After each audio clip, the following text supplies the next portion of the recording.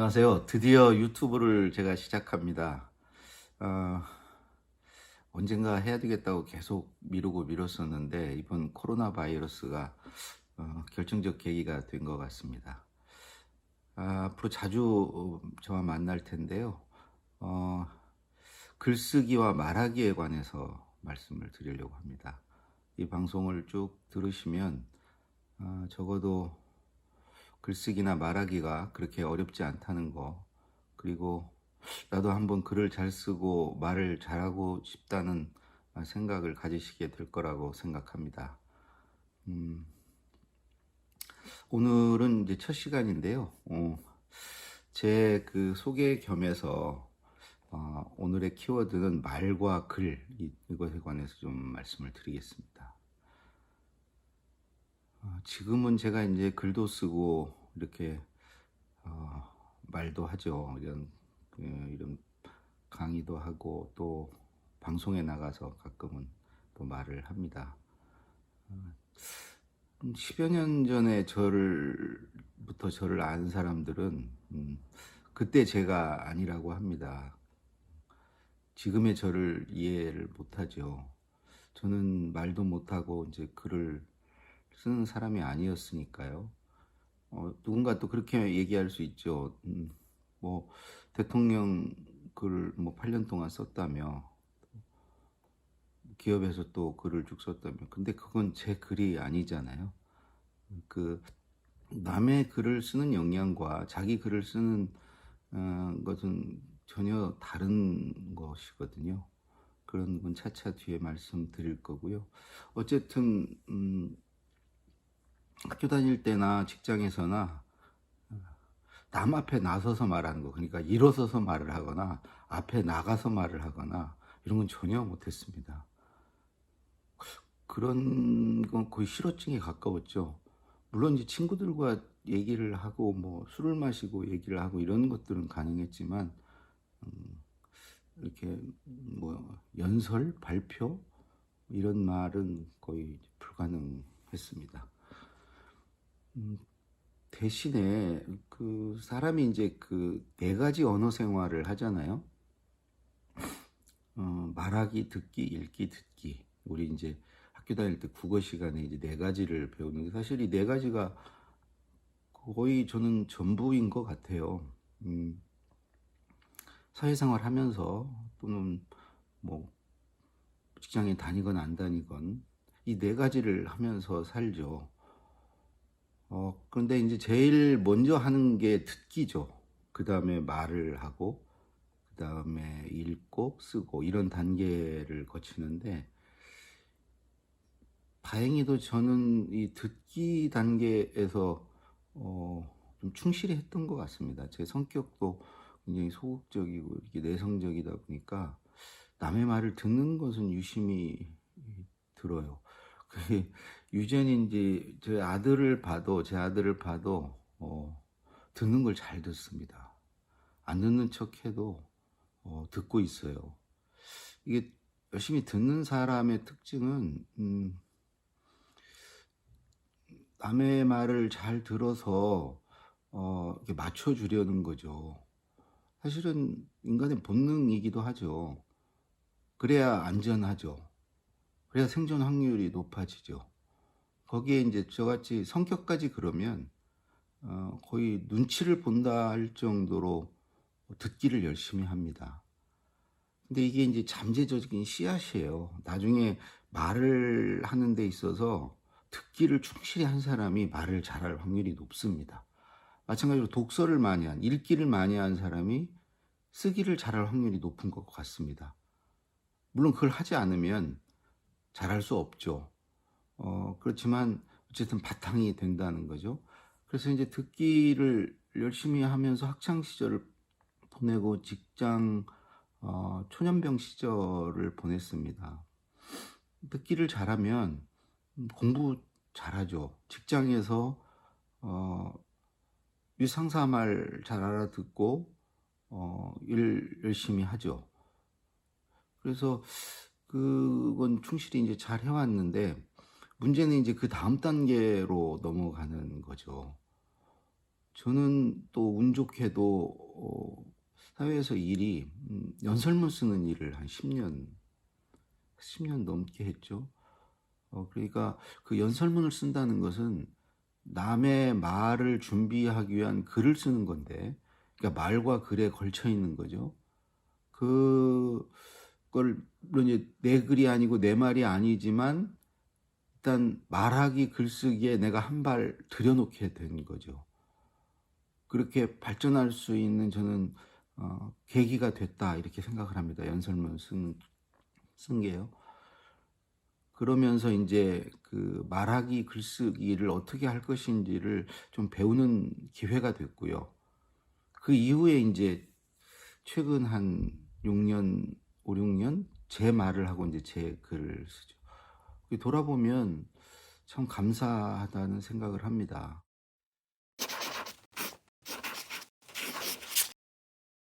이런 과정을 통해서 제가 이제 그 말과 글에 대해서 관심을 쭉 가지고 왔는데요. 우선 그 말에 해당하는 게 이제 말하기와 듣기고요.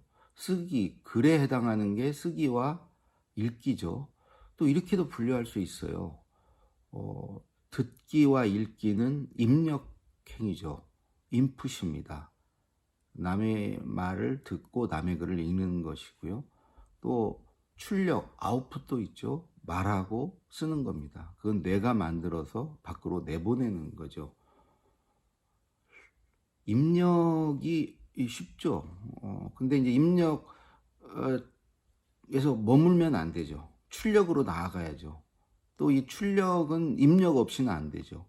그러니까 듣기 없이 말하기가 안 되고 또 읽기 없이 쓰기가 안 되는 건데, 반대로 읽기와 듣기에 멈추면 안 된다는 거죠. 말하기 쓰기로 나아가야 된다. 이 말과 글에 이제 공통점이 있죠. 공통점은 뿌리가 같다는 거예요.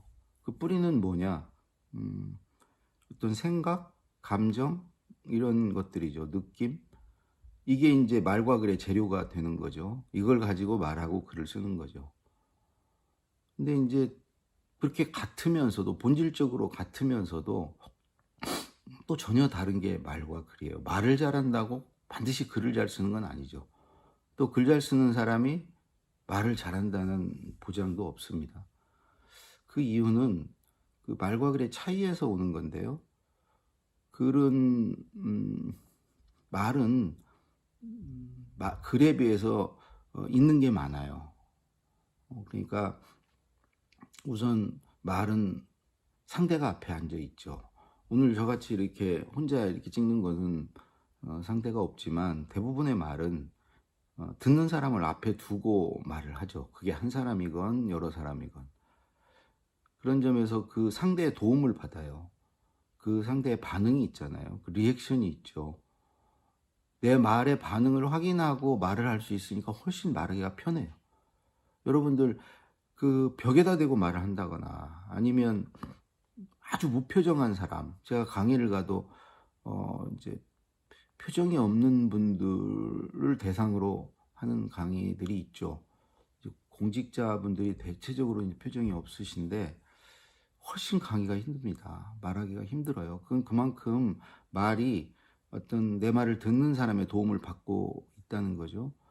또 이 말은 자기 자신의 어떤 표정이나 손짓 이런 것에 도움을 또 받습니다. 말 자체만으로 전달하지 않고요. 표정으로 전달되는 부분도 있고 그런 어떤 뉘앙스라고 그러죠. 뉘앙스 이런 걸로 이제 전달이 됩니다. 말이 텍스트라면 이런 부분들이 이제 컨텍스트죠. 말의 어떤 배경이 되는 거. 근데 글은 이게 가능하지가 않아요. 글은 온전히 문자 그 자체만으로 전달을 해야죠. 글에 표정을 넣는다는 거, 또 글에 어떤 당장 눈앞에 안 보이는 독자의 반응을 반영해서 쓴다는 거, 이런 게 이제 글을 잘 쓰는 사람과 못 쓰는 사람의 이제 가르는 게 되는 거죠. 그러니까 저는 늘 이제 생각하는 게 말 같은 글이 좋다. 볼테르도 말하듯이 써라 이렇게 얘기했지만 그 말 같은 글이 귀에도 쏙쏙 들어오고 또 사실 쓰는 사람 입장에서도 말하듯이 쓰는 게 더 쉬운 일이다. 그러니까 말을 문자화한 게 글이잖아요. 말을 기록하면 글이 되잖아요. 말과 글은 무관하지 않죠. 그래서 저는 요즘에도 이제 글을 쓸 때 아내에게 먼저 말을 해봅니다. 말을 해보지 않고는 글이 안 써져요. 짧게라도 말을 해보고 가급적이면 길게 말을 해봅니다. 내가 써야 될 글에 관해서. 이제 주로 차를 타고 이동할 때 이제 말을 하는데요. 어디 마트 한 군데만 다녀와도 최소 뭐 30분, 1시간 왕복 걸리죠. 그 시간이면 충분합니다. 내가 이런 글을 써야 되는데 이러이러한 내용으로 쓰려고 해. 근데 신기하게도 말을 해보면요. 말을 하면서 생각이 납니다. 아마도 말을 하기 위해서 뇌가 집중해서 생각을 하는 것 같아요. 그래서 생각이 나고요. 두 번째로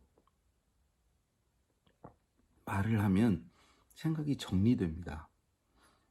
말을 좀 길게 하면 졸가리가 타져요.